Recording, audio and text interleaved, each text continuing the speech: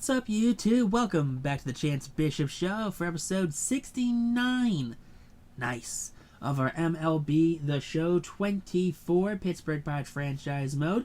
As you see right here, the Pittsburgh Pirates are coming off of a World Series victory here in 2029. So we're moving into the postseason.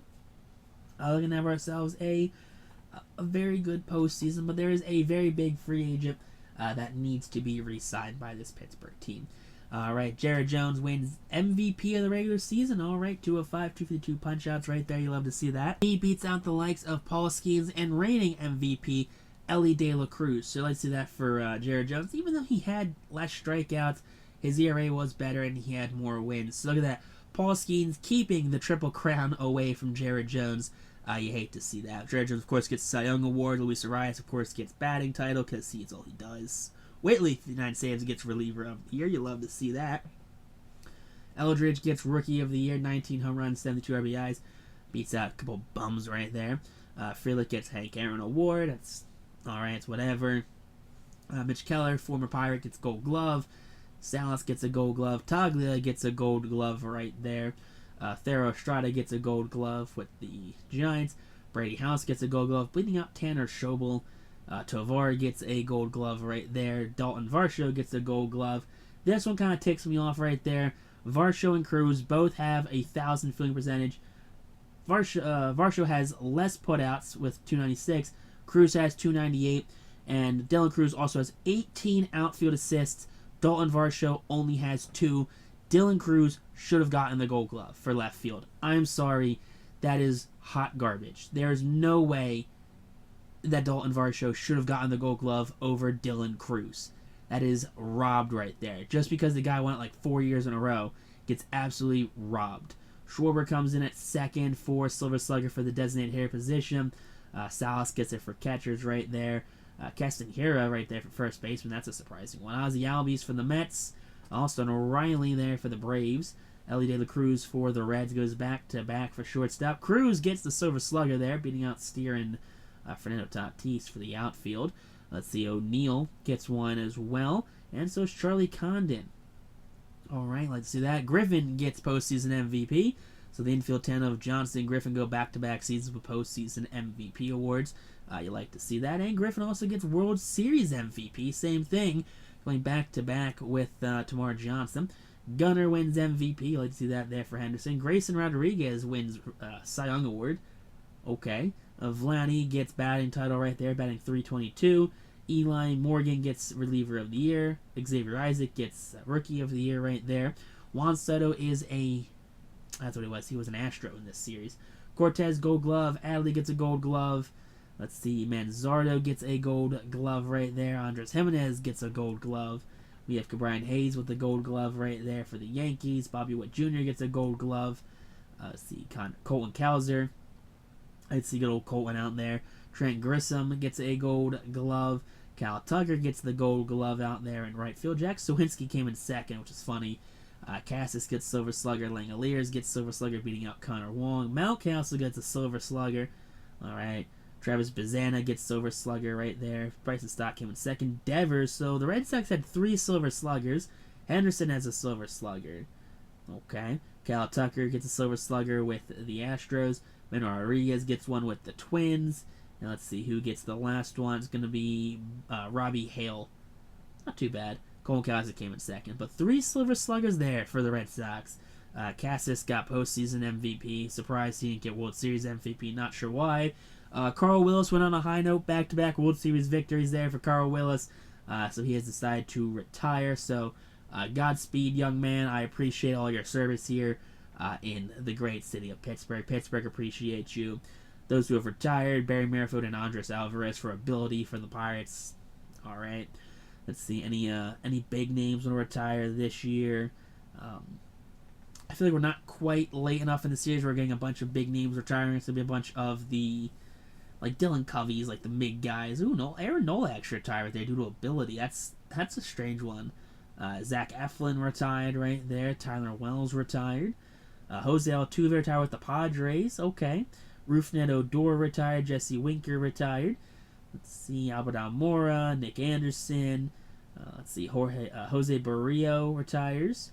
Jalen Beeks, the pitcher, retires. Okay.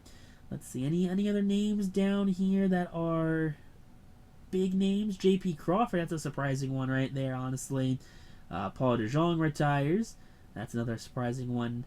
Let's see. Rodolfo Duran, Elias Diaz, former All-Star, he retires. Kyle Finnegan retires.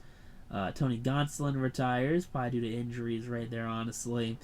Let's see. Andy Ibanez had a little run in the major leagues. Yusei Kikuchi retired. Let's see. Any other decent name players retiring that I can kind of pick out of the line? Oh, Lance McCullers. Poor Lance McCullers. Dude had the highs of highs and just kind of fell off due to injuries. Austin Meadows, he retires. Jordan Montgomery retired there. You know, the worst signing in what was that, Diamondbacks history, based off of what their owner said in a press conference, which is absolutely wild. Jorge Polanco retires. He had a good run with the Twins for a little bit. Brooks Raleigh retires. Tyler Rogers retires. Carlos Rodon retires, which is surprising. Surprised to see that one. Luis Severino retires. Okay. Definitely didn't expect to see him retiring. Rowdy Tellez retires, probably due to age right there at that point, honestly. It says ability, but poor free agent market. Tomato. Travis d'Arnaud also retires. Altuve, of course, makes the Hall of Fame. 2011-2029. 2,871 hits, 334 home runs, 1,100 RBIs, 405 steals, a 300 career average, and 9,566 at-bats. Not too shabby there for Jose Altuve being the lone guy. Alex Lang, we're going to bring him back on a 4-year, $18 million deal. About 4.5 a season here for Lang. Dude was dominant for us. We're going to bring back Jeff Hoffman on a 1-year deal. Had a 2.19 ERA. I mean, nothing. You can't go wrong with a 1-year deal. That's all it is. Just a 1-year deal. Garrett Cole, same thing. Bring back on a 1-year deal. You can't go wrong with that. You know, no 1-year deal really comes around and hurts any team. That's just kind of how it is. Kyle Schwarber, going to bring him back on a 1-year deal. He's in the hunt for home run number 500.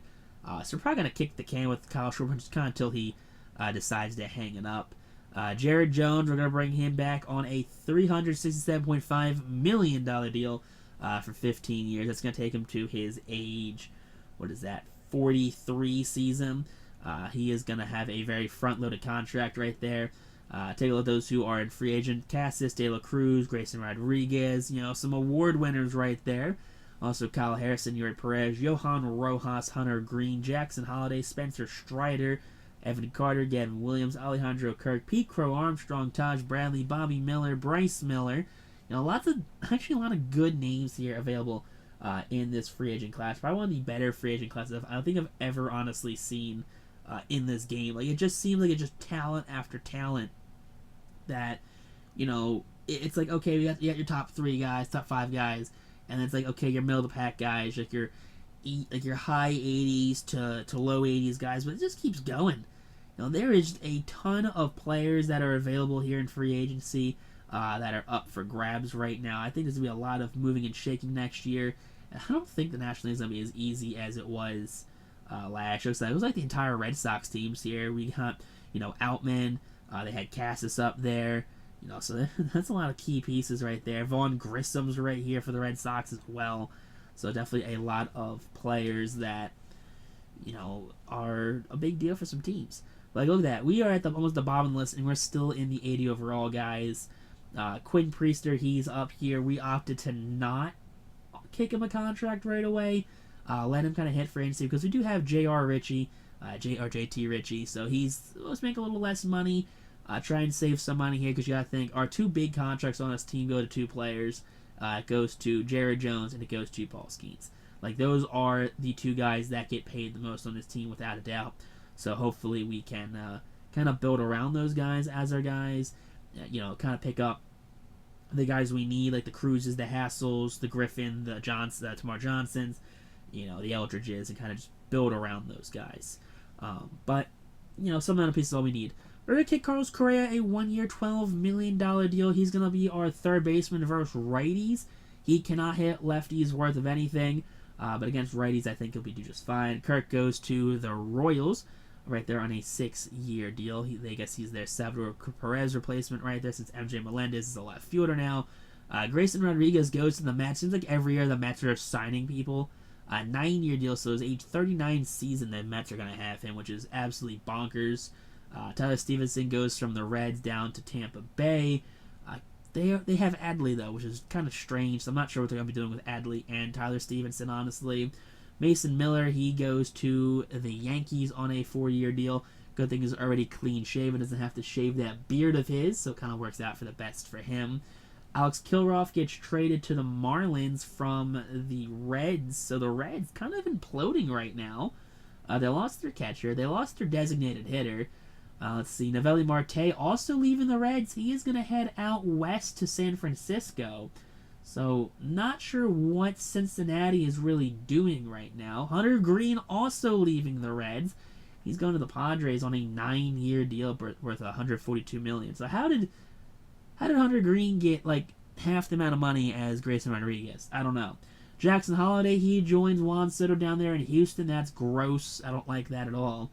But whatever. Yuri Perez leaves the Marlins. He's going to go to the Twins. Okay. Twins trying to up-armor their, rotation right there. They're in the NLCS. I get it. They're trying to win now. Strider goes to the Marlins as well. That's strange. All right. Since Strider going to the Marlins right there, team doesn't really... Why not just bring back Yuri Perez? I don't know. Cole Callister leaves Baltimore. He goes to Milwaukee on a 6-year deal. Could take it to his age 36 season. I guess he's their second run at a Christian Yelich type player. Brett Beatty, he's leaving the Mets. He's going to go up to New York to play with the Yankees. Okay, so he's leaving Queens, going to the New York Yankees. Manzardo leaves the Guardians. He's going down to St. Louis on a 5-year, $68.5 million deal to be their new first baseman of the future. Bobby Miller, he's going to be the replacement for Grayson Rodriguez. I get it. I mean, he's making less than half of what the Mets paid Grayson Rodriguez, so I don't even blame him. Josh Lowe gets traded from the Braves to the Mariners to be, I guess, their DH now, but they have Jordan, which is strange. I don't know what their plan is. Taj Bradley leaves the Rays. He's heading out to San Francisco as well. Okay, get behind on a 5-year, $100 million deal. Not too shabby. Travis Bazzana, he's gonna join Manzardo down there in St. Louis. All right, so the entire Guardians right side of the infield is now a St. Louis Cardinal. Westberg going to leave Baltimore. He's going to play third base down there in St. Louis as well. So an entirely new infield has been signed here by the Cardinals. Walker is going to leave the Cardinals. He's going to go to Baltimore. Okay. It's moving and shaking right now. So they're going to get, I guess, their Tony Tater replacement. Matt McLain leaves the Reds. He's going to the Nationals. That's my lord. Who is on the Reds now? It's Jake Fraley and it's Ellie De La Cruz. That's all their team is. Take a look at the lineup here for the Pirates going into the 2030 season. Schwarber's DHing, Cruz in lefts, Jones, it's the usual suspects. Carlos Correa is going to be playing third versus righties. Tanner Shaw will be playing third versus lefties. That is the only major difference coming in there. The bench players will be Mitch Jeb, Correa / Schobel, Lonnie White, Eduardo Tate, and Nico Puka Grego. So that's what it's going to look like. Skian's going to be our ace, Jared Jones in the 2 spot, Salmento third, Chandler fourth, and we have Garrett Cole in the 5 hole. J.R. Ritchie is going to take over for Quinn Priester out of the long reliever spot. Minter, Hoffman, Abel, and Tanner Scott are going to be the middle guys. Alex Lang will be the setup man for this team right here. I like to see that. And then, of course, Forrest Woodley will be our closer yet again. But thanks on YouTube, though. Peace out. Rock on. Stay super classy. I hope you guys enjoyed this episode. You guys enjoyed this series so far. Text on YouTube, though. Peace out. Rock on. Stay super classy.